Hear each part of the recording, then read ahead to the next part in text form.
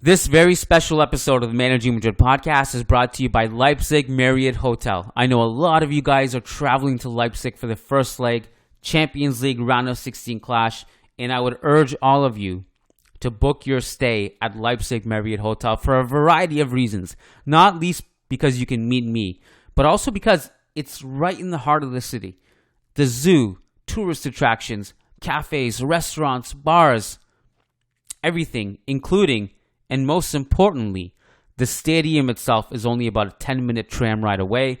So book your stay at Leipzig Marriott Hotel. Also, Real Madrid play on Tuesday.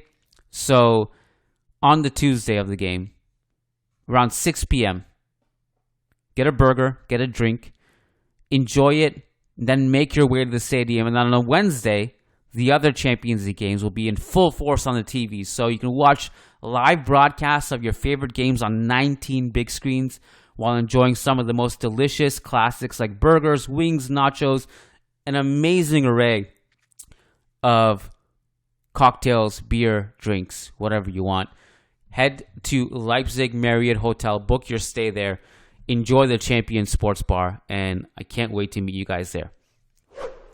This episode is also brought to you by Manscaped. Roses are red, violets are blue. Trim your balls and your date will thank us too. What's up, fellas? Valentine's Day is knocking and Manscaped is the remedy for what the love doctor ordered. His prescription? The all-new Performance Package 5.0 Ultra, designed to elevate your grooming game and shine like the heartthrob you are. Join the 10 million men worldwide who trust Manscaped with our exclusive offer. Go to manscaped.com and snag 20% off and free shipping with the code Managing Madrid. That's manscaped.com for 20% off and free shipping with the code Managing Madrid. All right, coming up is a very, very special episode. I hope you guys enjoy it. Derek Ray of ESPN joined me to talk about Leipzig, Alphonso Davies, Xabi Alonso, and a ton more. And I had a blast recording it, so I hope you guys enjoy it too. Let's get to it. Derek Ray coming up. Nice article in the Managing Madrid blog. Wonderful lads that do a great job there. And worth reading about that man there. Karim Benzema needs to rest, and the numbers reveal why. Times ended up almost looking like a 6-3-1. Some very good writing about that on the Managing Madrid website. First-rate podcast as well. Of course, Fede Valverde was a huge part of the equation.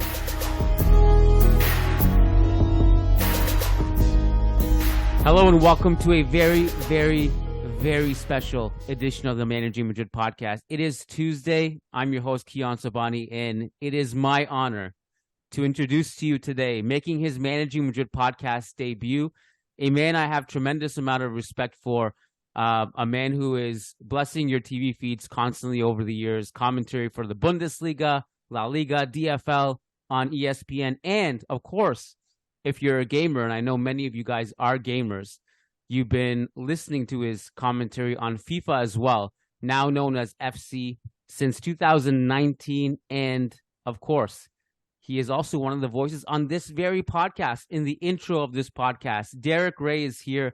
Derek, welcome to the show. How are you, my friend? Well, hi, Kiyan. Thank you very much for that wonderful introduction. I'm very flattered. It's great to be with you. I'm doing well. It's a busy time of year for me, as it is for everybody in the commentary business, with games coming thick and fast. But yeah, and congratulations on the work you do. I'm telling the truth when I say that I've had many a drive to commentate on matches with your voice and with the voices of your experts in the background. So the podcast is very helpful to me as somebody who dips in and out of Real Madrid. Thanks for that. Well, that means a lot. Thank you so much. I mean, your voice is also very nostalgic to me personally, because I've been listening to you since the early 2000s.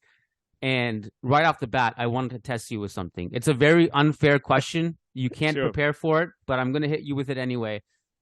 Believe it or not, the very first game that I've heard of your commentary, I remember which one it was.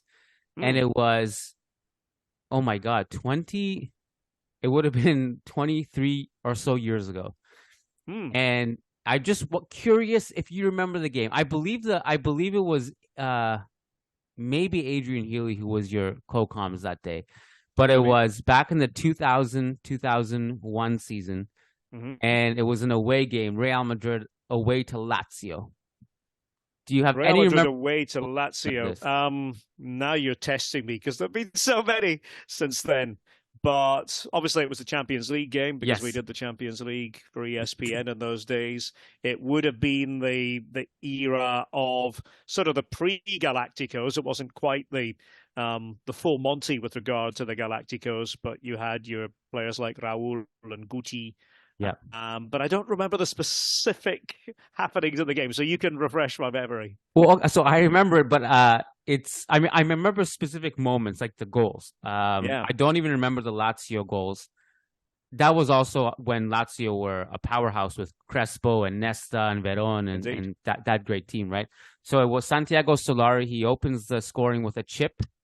Yes. From coming back. An interesting angle, and then the game ended 2-2. Raul scored Real Madrid's second goal with a header with he just flicked it backwards and over the keeper in the box. Yep. Yeah. So that's what I remember. Yeah. Yeah, no, it's coming back to me now. In fact, Santiago Solari, we actually had on as a guest not long after that, and I remember asking him specifically about that goal now that you mention it. So yeah, great English, that guy. His English is fantastic. amazing. You would think that he did spend a bit of time, I think, in an English speaking environment. Big fan of rugby as well. He told us, which I didn't know at the time. Yeah, no, many strings to his bow. But it's funny, that era with Real Madrid is always fascinating to me. And I find myself, when I'm commentating, I find myself referring back to games involving Real Madrid from the early 2000s, because I pretty much did that every week from around, 2002 until, 2007 or 2008. And sometimes, of course, it's the highs, but it's often the sort of the aberration results when Real Madrid somehow contrive to lose to a lesser light, so it's often the one time that Real Madrid lost to a particular team. I can go back and think, oh yeah, I remember commentating on that and how bizarre it was at the time. Right. You probably, I don't even know if it's possible to put a number on how many games you've commentated. Do you want to try? Well, it's difficult to find a round number, but on average, I commentate and have commentated on around 70 games a season for, my goodness, 3 decades plus.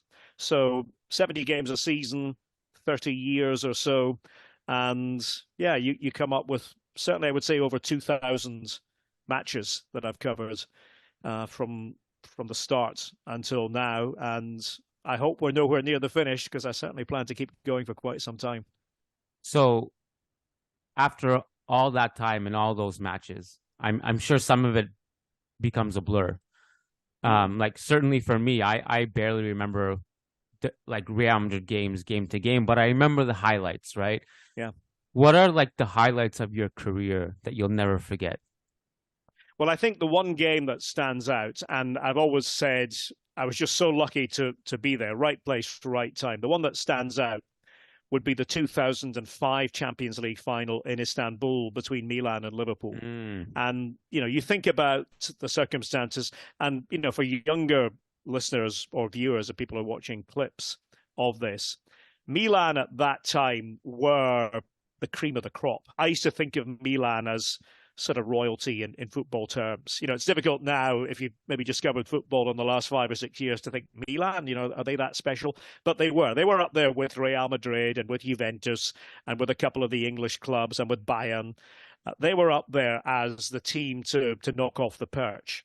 And that Milan-Liverpool final, as I say, travelled all the way to Istanbul, 3-0 to Milan at half-time against a bit of a ragtag and bobtail Liverpool. This wasn't the Liverpool that we know now.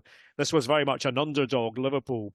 And, I was looking at my notes thinking, okay, I better be prepared here to know what the record margin of victory has been in a European final, because we could get to that point.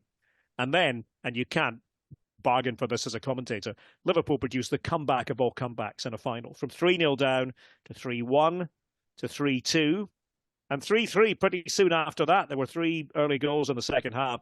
And then, of course, it went all the way to extra time, penalties.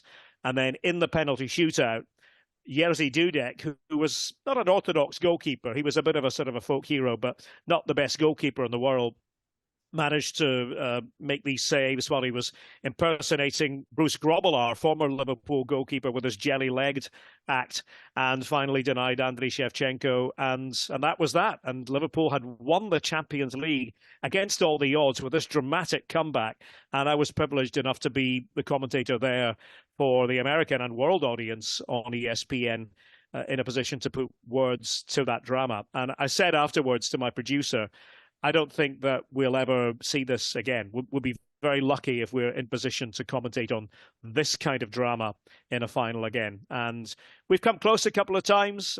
Second would be the 4-4 draw in Germany between Dortmund and Schalke that I was there for in 2017, 4-0 to 4-4. So you see where I'm coming from. It's those games that you really embrace and enjoy. And yeah, I mean, it could be a terrible game that you commentate on, or it could be the best game you've ever seen. And the beauty is you don't know ahead of time. I remember that halftime when Milan was up 3-0.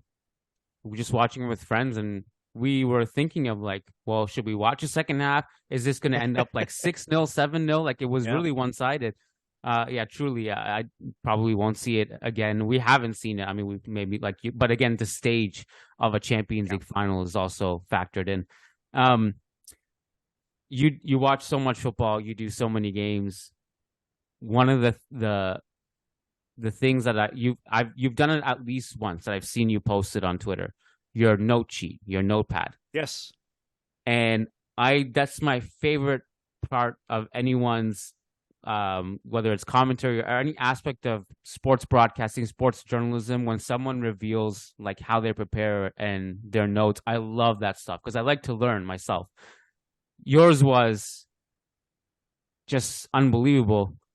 I couldn't decipher it, obviously. Can you just explain the process of preparing for like a single match?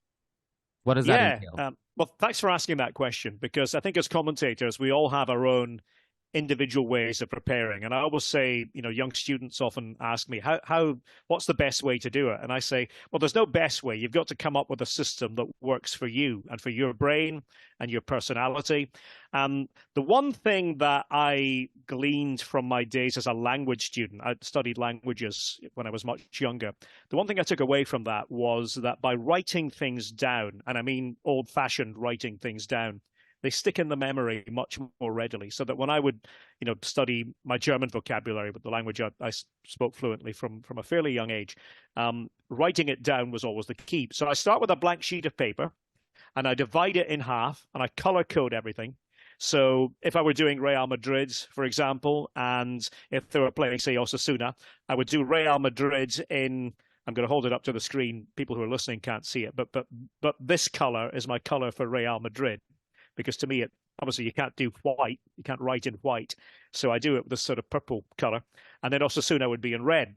And so on my Real Madrid page, I simply update all my players. I put down what I think the lineup might be. It's never going to be 100% correct. And then I put the subs below that in slightly smaller writing. And then I just go over my notes and I look at what I've written about Real Madrid before. And then I simply trawl for new information. So what has happened this week? What is the story? Who's pushing for a place? Who's injured? Who's out of favour with Carlo Ancelotti? That kind of thing. And then the bottom half of each team's section, I do a little history section. And that's usually just copied from before. But it's really just to implant it in my mind. How many titles have they won? So that I always have it in my brain. What's the form guide? How many have they won out of the last 10, etc.? What's their away record? What's the record against if it's Osasuna? What's the record against Osasuna? Then we get these really good stats from the league, which I add. And they're little things like where are Real Madrid in terms of possession? Where are they as far as pressing is concerned? What's their record in terms of scoring from corners? And I mark all that down as well, so I have it. And then at the bottom, I just put little other sort of random notes, and it's all put together in the system that if you didn't know it, you would think it looks like a different language. And I often say, well, it sort of is. I was on a train in Scotland a few years ago, and I was doing this at the time, and an elderly woman across from me was looking at what I was doing, and she said quite simply, "That is the work of the insane." And I said, well, I can't really disagree with that. But it's my system. And to be honest, people say, well, how can you read it? And I say, well, during the game, I don't have time to read it. During the game, my eyes are fixed to the game. I can't really be looking at notes. But if I do need something in an emergency with the system, I know exactly where it is. I know exactly where it is on the page, so I can glance quickly. But ordinarily, that would be something I do at half time. But the idea is it's a bit like, preparing for an exam, and the exam comes on match day, and it's having everything in my head for the match. It's not about a work of art. It's not about showing it off to anybody. It's really a tool to make sure that I'm ready for the game. Yeah, and it's really meant for you and you only to be able to figure it out, right? No, I think it's fascinating. And has that been your process throughout the whole time, or you've kind of amended it as you've gone on, like over the years? Yeah, it started with a less sophisticated version of it, but I'll tell you what, Kiyan, the reason why I began doing it this way, people might chuckle at this. When I started commentating, which was 1986, was my first game as a professional commentator. In those days, you didn't have big commentary boxes or room to spread out your notes. You literally were at the back of the main stand. Your legs were tight together. Your elbows were tucked in. And you had people on the other side of you, other reporters, other commentators. There was no room. And so I said, well, I have to have a system whereby I can just have this on my lap. I can't bring 50 gadgets. There were no gadgets to bring in those days. So that's where I came up with that idea. And in those days, we didn't have all the statistics and all the resources that we have now. So there wasn't as much updating to do. The information just wasn't there. This was pre-internet. Again, some people will ask the question, was there a time without the internet? Yeah, we used to prepare for games based on reference books and little nuggets you might get in a football magazine or the newspaper, that kind of thing. And it keeps, I keep evolving with it. I keep adding new things as I go. I now highlight a bit more using a yellow highlighter that I didn't used to do. And it's just all to help the memory process. But I keep them. And the great thing is if I haven't, say, Osasuna, who I mentioned, if I haven't done them for maybe a year, which is possible, then I'll simply go back and have a look at what I wrote about them a year ago, and I'll take little things from there, and then I'll simply update it. So you were born in Aberdeen. Yes. You're fluent in German. Yes. How did that happen? Because I was trying to figure this out because I know eventually you went to the US, you moved there, you were a press officer in the 1994 World Cup. Yep. You eventually just work your way up in the commentary ranks from MLS and so forth. How did you learn German? Well, that's an interesting one because for some reason, German was the language I was always obsessed with. And I put it down to the 1974 World Cup, which is the first World Cup I can remember. And you've got to probably picture the scene. Back then, we had black and white television, and it was only just before that World Cup that we got color TV. And so it was a revelation to me. It was like a whole new world had been opened, and all of a sudden I saw this country being beamed into our home in color. And I just became obsessed with, the geography of Germany, West Germany, as it was obviously at that time, and East Germany also played in that World Cup against West Germany, actually beat them in a one-off game, even though West Germany went on to lift the World Cup. But it just made me more and more curious, and I would look on the globe and on the map at home and memorize all these German cities. And shortly after that, at around the age of 8 or 9 in Scotland, that's when we start learning languages, and it was either French or German. And I was really hoping I would be in the class that took German, and I was, just as it worked out, and found that the language, for some reason, came to me, I think, more easily than it did to other people. We also had the advantage in Aberdeen that if you know the geography at all, we're right on the North Sea in Aberdeen. And if you were to travel on the North Sea in a certain direction, basically you would hit the north coast of Germany. Not too far, really. In fact, in the old days, that was the trade highway, was the North Sea. Before there were roads, it was much easier to travel by ship. And so there have always been connections between northeast Scotland, coastal Scotland, and coastal Germany. And we used to be able to get radio reception of the German radio channel coming in quite clearly in Aberdeen at night. And again, for people, who've grown up in recent years, you would ask, well, what's that all about? Couldn't you get it on the internet? There was no internet. Right. So you had to tune in an old-fashioned radio. And I discovered that you could listen to football on there. I could hear the Bundesliga, developed a love for that at a very young age. And of course, it was helping my German all the time, not realizing that it was a byproduct of that. So it was my best subject. I had a great teacher, Brian Steele, who I'm still in touch with. And yeah, it's just always really been part of me, the German language aspect. I love that. It's come in handy also because it's made me realize that I'm mispronouncing Real Madrid's German player's name. I mean, the way you say Toni Kroos, I can't really attempt it. I'd like to learn, but something like that, I was like, I had no idea that's how you say his last name. So you drop these hints also to how to pronounce these German names properly, it's just quite hard. And the German R is like a guttural R that comes from the back of your throat. So it's like imagine sort of gargling a little bit, but this so it's Toni Kroos is how that is said, which I know is difficult to replicate. But and I try to be true to that, but also to Spanish. I don't speak fluent Spanish, but I speak enough Spanish and can read and listen to enough Spanish. And so even though I'm not fluent in it as I am with German, I still try with Spanish names to be true to them as well, because I think it's important. I've always seen it as a really important aspect of what we do, because it comes down to basic respect for humanity, for other people. We all like it when we hear our names pronounced properly and not incorrectly. And of course. It's a small thing. It's a small thing, but I think it's an important thing for a commentator. Yeah, I completely agree with that. There's been a shocking amount of games where there was one, the one iconic one that Real Madrid fans turned into like this eternal meme is I think it was the Club World Cup last year, where one of the commentators called Ceballos Kibayos, like Kibayos, every time he touched the ball. And it's just now all the Real Madrid fans just call him Kibayos as a joke. So are you based in Germany now? Where are you based? Well, again, it's a complicated story. Okay. I'm in Germany a lot of the time nowadays, but I also have a base in the Boston area in the USA. So I'm back and forth there. My family's still in Scotland and Aberdeen. So it's it's a lot of living out of a suitcase. Let's say that. But a big part of the season, I'm in Germany, specifically in Cologne. Those flights from North America to Europe are just so draining. Like you get to cross the ocean, you're crossing multiple time zones, and by the end of it, like you just pass out. And I've been doing that like once a month. And I always think like, I don't know how when these players come back from international games, like when Vinicius, Rodrigo, Fede Valverde, they come back from their South American trips and then play like a day or two after. I'm like, how do you guys do this? This is crazy. Leipzig.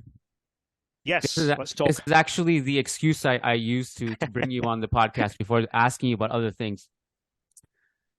This is a team that has gone through quite a decent amount of turnover in the summertime. They lost Guardiola, they lost Szoboszlai, Nkunku, among others. They are currently 5th in the Bundesliga. Back-to-back games, they've conceded a total of 8 goals. And admittedly, those are against two very strong teams in Leipzig, in Bayer Leverkusen and Stuttgart. I know you did the comms for the Leipzig-Stuttgart game where they were blown away. They conceded 5 goals. What is your assessment on them, and like how much of a threat level, like what number would you put if it was like a threat level to Real Madrid in the Champions League? Depends what numbering system we want to use. I mean, if we're using sort of 0 to 10, I would say probably around 3.5, to be honest. I mean, wow. I think that I think Real Madrid are big favourites, and I've thought that from the start. I don't think that anybody should underestimate Leipzig, even though you're catching them at the moment in a bad way from their point of view. This has been a rotten start to the new year, and very unexpected, I have to say as well. I didn't see this coming, and not too many people did.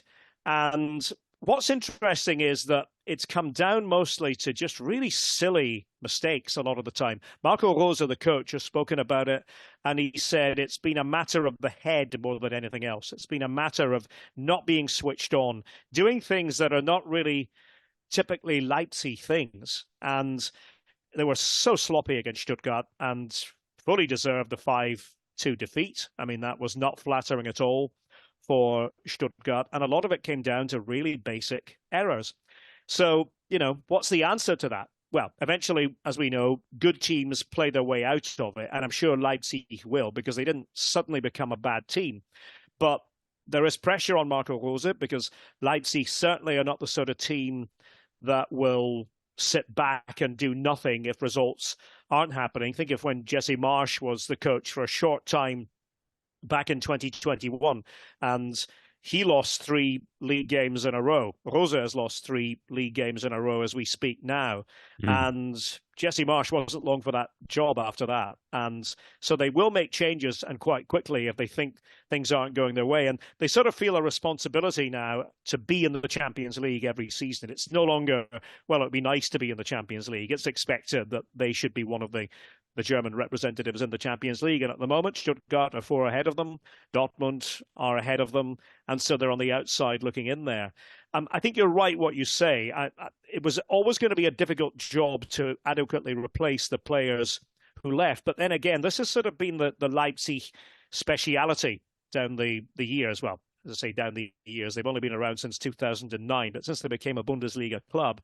And what they tend to do is succession plan, as I like to call it. They know that a certain player will only be there for, a certain period of time.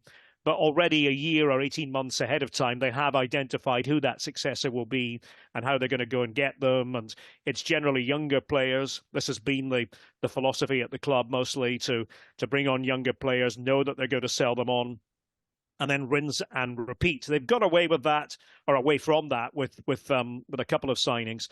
But it's still, an interesting picture that's painted at the moment. They have games coming up prior to the Real Madrid first leg that are certainly more winnable, Union and Augsburg, in comparison with the matches that they've just had against Frankfurt, Leverkusen and Stuttgart. But right now it's going to be a tall order for Leipzig, I feel, against Real Madrid. I think you're right. I always try not to. I guess I was kind of surprised by your 3 rating, only because I think that's part of me is surprised, only because internally I try not to jinx things, and because I know anything can happen in football, right? Because I'm also a Real Madrid fan, and it's funny, like some of my podcast hosts, like Sidharth, he's totally like, oh yeah, we're already thinking about quarterfinals, and I'm kind of more skeptical than that. But I've been watching a lot of Leipzig since we drew them, because I need to know, right? I need to have some kind of scouting report. You mentioned Jesse Marsch, and I think it's interesting because they're a very data-driven club, right? They use a lot of analytics, and Jesse Marsch himself was about the best way to play football is high press, create as many chances as possible. And I'm curious to know your thoughts on how much of a deviation is Marco Rose, or is it pretty much kind of in line with what their vision is on how to play football? It's a great question, because they've gone through different periods philosophically, and you have to, maybe we can take it back to the club at the start and Ralf Ragnick's ideas. I mean, Ralf Ragnick is the king of, gegenpressing, that style. Leipzig didn't need a lot of the ball. It was, win the ball near the halfway line, and 2-3 passes later, very vertical, very direct, you score. That was, in simplistic terms, how they were. When Julian Nagelsmann came in, Ralf Hasenhüttl was there as well, and Ralf Hasenhüttl was a disciple of Rangnick. When Nagelsmann came in, he made them much better with the ball. And this is sort of where the confusion arises, but I would say it probably helped Leipzig. They became a more complete team, so they didn't just have this one trick. And after Nagelsmann, it was Jesse Marsch, and as you said, he took them back to their roots. But it turned out that the players, and a few of them said this, the players thought they'd outgrown that style a bit, and they quite liked being more of a possession team. And I'm not going to say there was resentment, but it just didn't fit. And that was really why, even though in theory Jesse Marsch was an RB-style coach, it didn't work at that particular time. Domenico Tedesco came in, again, a bit more possession, a bit more hybrid. I would say with Marco Rose, it's also a bit more hybrid, even though he is an RB guy. He's steeped in that sort of tradition, if you want to call it that. It's not a long-standing tradition, but from Salzburg as well, their sister club. And what I would say with Rose is that there are elements of both, possession, but also they can be very good as a counter-attacking team and as a counter-pressing team. And they still have that sort of in their match belief in terms of the match plans that they put together. I think it's where they are now. It's a little bit of a crossroads just because they've hit this bad run. We can get into the strong areas of the team, and there are strong areas of the team. It just so happens that they've lost a lot of goals in this early part of the new year that you would say really are silly goals. Against Leverkusen, a couple from corners, and that turned the game on its head. Against Stuttgart, as I said, mostly just mental errors, players switching off, giving the ball away really cheaply, and facing a clinical team in Stuttgart that knew how to finish chances. So, yeah, I think what we would say about them is that they are now very much established in the Champions League. They expect to be their fifth successive Champions League participation. It would be a surprise if they weren't there in the Champions League again next season. But, yeah, they've given themselves a bit of a mountain to climb at the start of this new year. Yeah, that's interesting. And at Marco Rose, we are kind of familiar with in that I think we played them when Real Madrid played against Dortmund a year or two ago, whenever it was. You watch a lot of Real Madrid, and you watch a lot of different kinds of opponents that Real Madrid face, whether it's a team like Leipzig or whether it's a team like Cadiz, who plays much deeper. Yeah. In terms of matchup, and this is maybe a weird question, but like a lot of us feel that for whatever reason, Barcelona are an easier matchup for us than a team like Cadiz or Mallorca, because we know with Barcelona, they're going to give us space to attack because they're not going to sit back against us. Whereas Mallorca and Cadiz, it's just one of the most difficult games on the calendar. It's very deep block. They're going to be very physical. Where do you think Leipzig's style of play, do they suit Real Madrid? Or, yeah, that's my question. Do they suit Real Madrid the way they play? I think they might, in a funny kind of way, better than some of the teams you mentioned, some of the deep sitters. You think of even Almeria recently that we all watched, and that was problematic. Leipzig are still going to have attacking elements in their game. They're not going to be the sort of team that just sits all the way back and creates a low line and says to Real Madrid, come on, see if you can break the low line. I think they fancy themselves a bit more than that. You know what I mean? I think they feel that they have. And, if you look at players like, and this is the good news for Leipzig, let's maybe accentuate some of the positives for them. Dani Olmo is back, and Dani Olmo is, at his best, one of the most compelling players in the Bundesliga, a potential match winner, an eye for a pass, can score spectacular goals out of very little. And he was, I thought, really good in his comeback game against Leverkusen. Obviously not so good against Stuttgart in his second match back. But they have him again. And they have in Luis Openda the sort of forwards who you probably need in a game against Real Madrid. And I say that because he'll be able to do things. Even the goal he scored against Stuttgart, I mean, he had a terrible game. But the one thing he did was score a nice goal, which was simply a pass from Zajbalt, from the center of the pitch, to the on-rushing Openda, used his pace and his trickery to outdo the defence and fired it home from outside the area. That's what he can do. So that might worry Real Madrid a little bit when you think about players like that, those good individuals who can change a game like that. They have David Raum on the left, who's a bit of a mixed bag. Didn't have a good first season at Leipzig, much better this season. Germany international left back, great going forward, crosses the ball accurately, delivers set plays as well. So, be on your guard with regard to Raum, although you can get at him defensively. So Real Madrid on that right-hand side, whether it's Dani Carvajal, whether it's whoever happens to be playing on the right, could be in with a chance of having a good night. So yeah, I think the big problem is for Leipzig, their defense has been really wobbly of late, and they just can't get clean sheets, and that is something that has been widely discussed when you look at it altogether. 14 successive games without a clean sheet as things stand. Wow. And they've been without Vili Orban, who's the defensive chief, Hungarian international, best defender. He's been missing. Castello, Lukeba, who they signed, he's had to play. He's been okay, but as I say, not so great against Stuttgart at the weekend. Lukas Klostermann still there, good, reliable defender. But I think there's enough there to worry Real Madrid.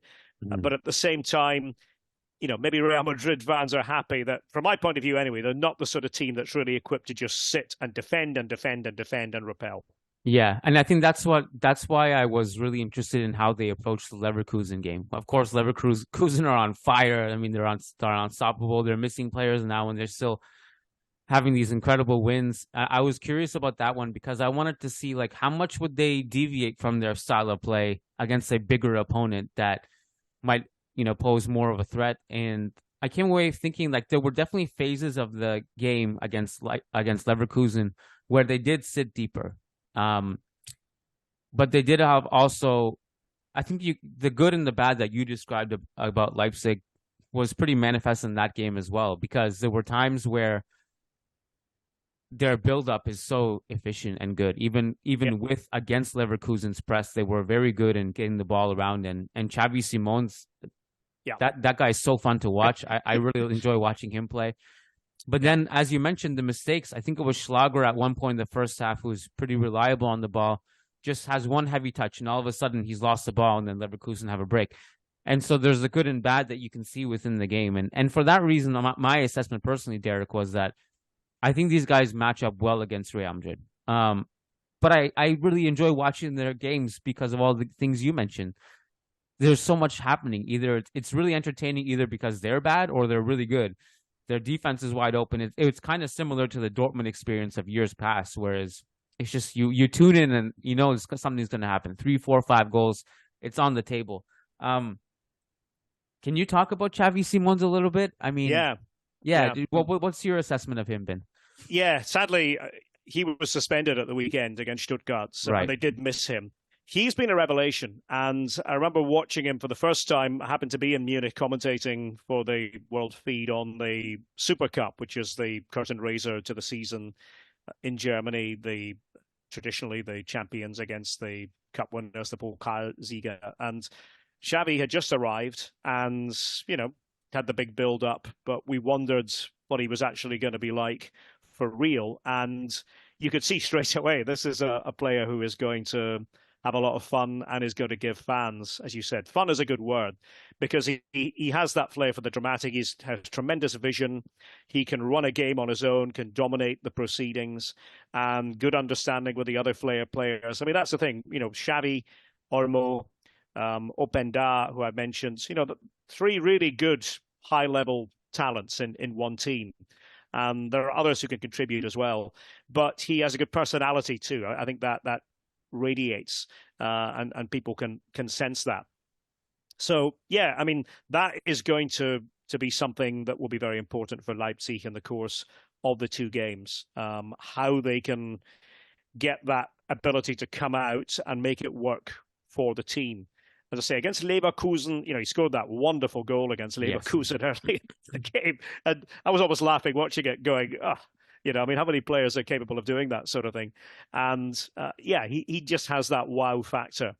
And it remains to be seen how long he'll be in Leipzig. It's possibly a stepping stone for him, but I think he has the ability to go, honestly, to the very top. Is he one of those players that you think are already they're thinking about how to replace him? I mean, he goes to PSG probably, right? At the end of the season, I'm assuming. That's the idea. I think Leipzig still have hopes that maybe there's a way they can extend it. It'll depend on PSG. It'll depend on Xavi himself, what he wants to do. But yeah, They got him in at the start of the summer. This is the other thing with Leipzig, is that there's been a bit of turmoil off the pitch. And, I know in Spain, sporting directors are important. I would argue in Germany, they're even more important, because the coach is really only the coach for the most part, might have some say in signings, but the sporting division really makes all the signings. And they had Max Eberl, who's, if you like, one of the big beasts of German football, who was the head of sport, but he has been relieved of his duties. It wasn't a good fit in the end. It wasn't a good match between the pair of them. And he's likely to end up at Bayern. It seems to be a mere formality. That will happen very soon. But he was the person who brought in these players during the summer. And for the most part, they've done quite well. As I say, I think you would say that they do that pretty well, and have done, with different sporting directors or people in those roles in charge over the last few years. But at the moment, it's just a bit of a confusing period. I do see that with the games they have, I see them smoothing it out. I do think in the Bundesliga they will, but I would be concerned about Real Madrid. It's funny because you're a bit sort of more cautious talking about it as a Real Madrid fan. I'm looking at it from the outside and thinking, yeah, Real Madrid with their Champions League tradition, Leipzig and their current guys. Yeah, I'm strongly fancying Real Madrid. Yeah, I think so too. I just I'm just again cautious for almost like other just jinxing reasons. That's all. But look, I've really enjoyed the way Real Madrid played this season, the way Carlo Ancelotti has managed the team amid the injury crisis, and Bellingham's obviously amazing. Vinicius is starting to pick it up, so we have good reason to be optimistic for this tie, I think. Can I ask you more broad German football questions? Of course. What is your assessment of Bayern Munich this season in terms of more focus on their Champions League run? Yeah. Because a lot of Real Madrid fans are looking at City like that's the one that, we have to, like that's a huge threat. And Bayern is the other one that, we're kind of wary of. Like, so what is your assessment of Bayern this season?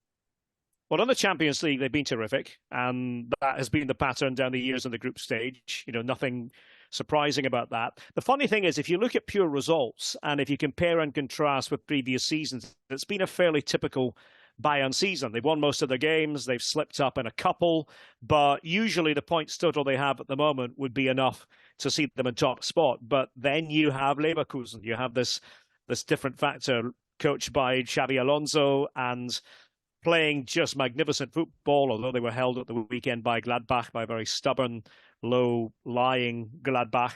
They are unbeaten. They're the only unbeaten team in any top 5 European league based on matches in all competitions. I mean, that is remarkable in January going into February, really.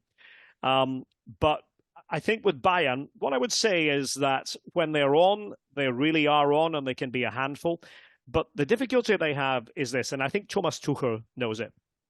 In certain positions, they are weak, and things have got even worse for them with the injury situation of late, and all of a sudden there's an element of, okay, what are we going to do here? Who are we going to bring in? We need to do it before the end of this window, because otherwise you're looking at putting square pegs in round holes, such as, for example, Rafael Guerreiro, a left-footed player, doesn't play right back, having to play right back. Well, they've solved that problem by signing Sacha Boey from Galatasaray, and they needed to do that, really. They have Dayot Upamecano injured. They have Kingsley Coman injured. They have Joshua Kimmich, we think a minor injury, but we shall see. So that they struggle to put together a team that's complete in every position. Alphonso Davies, we could talk about him. Real Madrid have had an interest. I know you have knowledge in that particular area.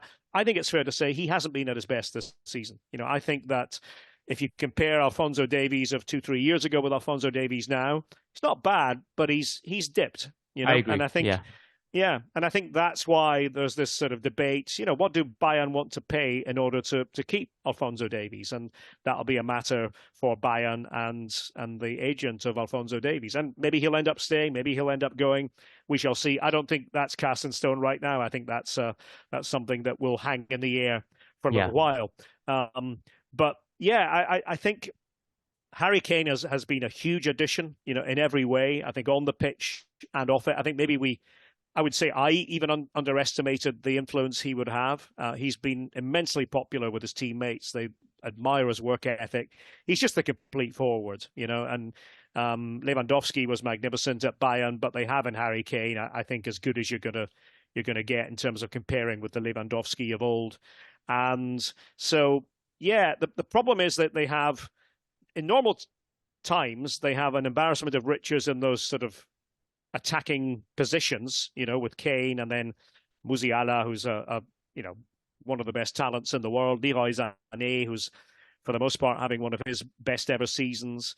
But they have Serge Gnabry out, they have Kingsley Coman out, they still have Thomas Müller, who I would never count out. He's still a great pro and somebody who can win a game for you through his own intelligence on the pitch. But there's just something slightly incomplete about them.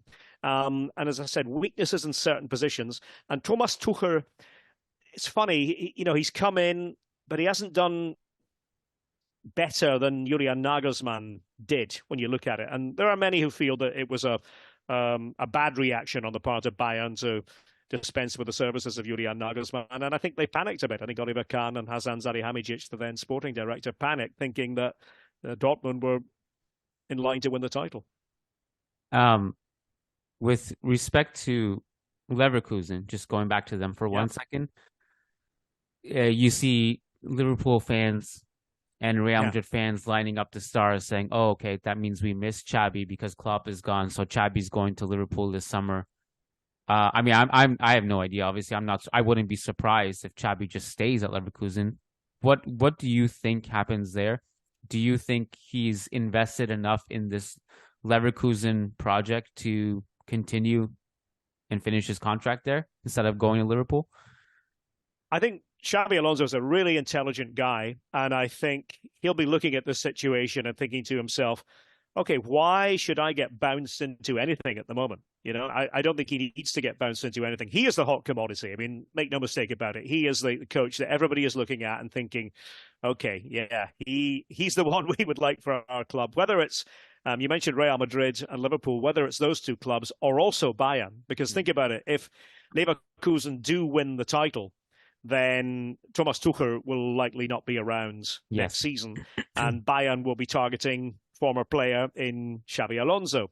Yeah. And when I think about, and again, Xabi Alonso is bright. When I think about styles of play, and I think about the style that Liverpool play under Jurgen Klopp currently, and I think about how Real Madrid play, because obviously I see Real Madrid a lot, and Leverkusen, who I see all the time as well.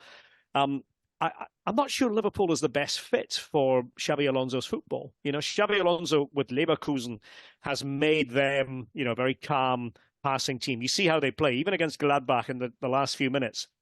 It's 0-0. Many a team would change things up and start pumping long balls in. They never do that. It's very much possession, and it's possession with composure. And so I don't know whether he looks at that and thinks, okay, well, if I go to Liverpool, we're going to have to retool the squad a bit to make it more my kind of football. Not sure with Real Madrid he has to do that quite as much. And I don't think with Bayern he has to do that quite as much either, because Bayern, broadly speaking, play that sort of more fluent, possession-orientated football as well. So I think it's an open question.